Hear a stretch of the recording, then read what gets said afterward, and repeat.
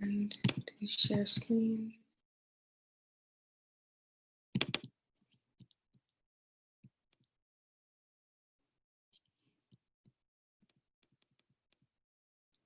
Okay, so hello, my name is Corinne Chisholm, and this is my video project.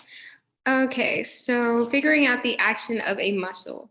So before figuring this out, I thought it'd be important to introduce you to the terms and definitions of the different actions that a muscle can perform. So first we have flexion, which is the decrease in the angle between two joints. And then we have extension, which is the increase in the angle of two joints. So if you're looking at my arm here, moving my arm in this direction, decreasing this angle here, imaginary angle here, that's gonna be a flexion. And then when I extend it, like so, that's gonna be extension, and you increase that angle.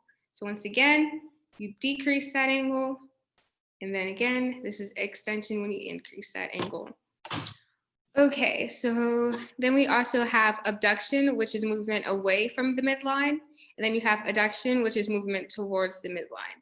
So abduction, as you can see in the image, is the movement of kind of raising your hands above your head like this. And then adduction is going to be bringing those arms back down like so, like in the image as well. So then we also have lateral rotation, which is rotational movement away from the midline. And then we have medial rotation, which is rotational movement towards the midline. So if you look at the bottom half on the left side of the image with the man, medial rotation is when that foot is going towards the inside, and then that lateral rotation is when that foot is going outwards. Okay, so some more terms. We have elevation, which is moving a body part upwards, and then you have depression, which is moving a body part down. So in the image, you can see that with the male and his shoulders, elevation, depression. And then protraction is a moving of a body part in the anterior direction, which is going to be forward.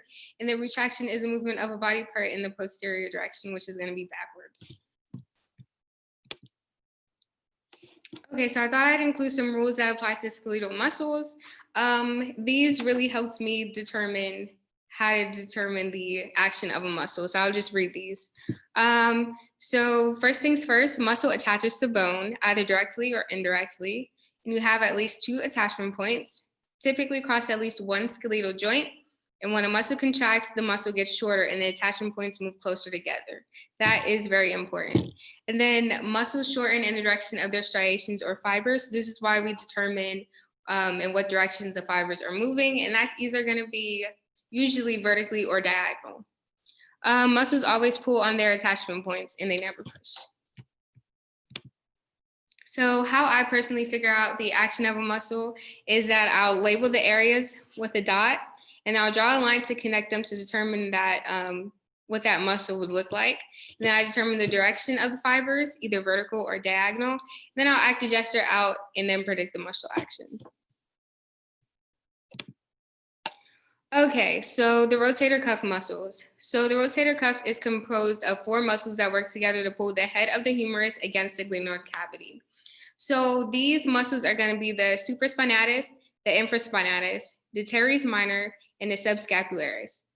Okay, so you can see the supraspinatus, the infraspinatus, and the teres minor, and that's going to be the posterior view of the shoulder.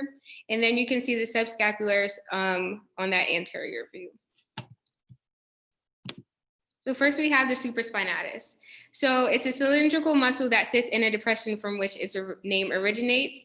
And if you look at the image, that's going to be the supraspinous fossa right there. And then you can see the muscle, everything is labeled, and then you see the head of the humerus. So the medial attachment point is going to be the supraspinous fossa of the scapula. That's there. And then the lateral attachment point is going to be the greater tubercle of the humerus. An example of muscle action is going to be abduction of the humerus. And that's raising your arm there. Next, we have the infraspinatus. It's a triangular muscle that sits in a depression, and that's where it gets its name as well. So the medial attachment point is going to be the infraspinous fossa of the scapula, and then that's in the image picture there as well. And then we also see the lateral attachment point, which is going to be the greater tubercle of the humerus. Both are labeled in that image there. Then image that I got the website from did an amazing job of encompassing all of that. So an example of this muscle action would be lateral rotation of the humerus.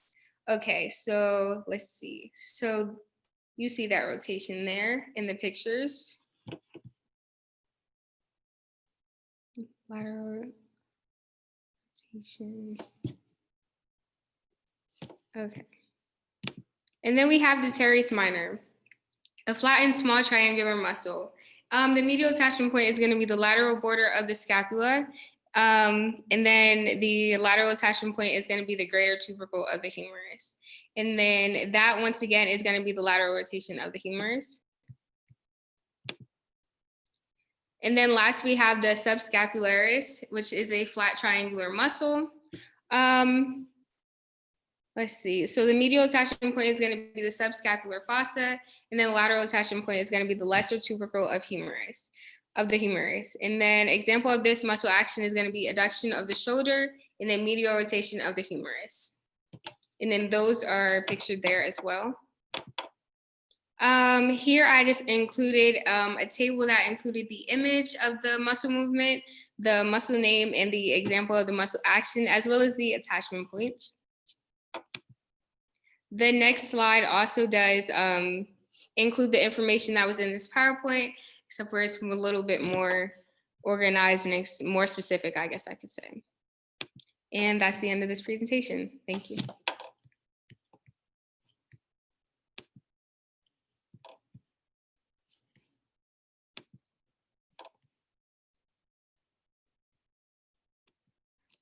I wanted to go back and correct myself very quickly. Never mind. We'll just stop.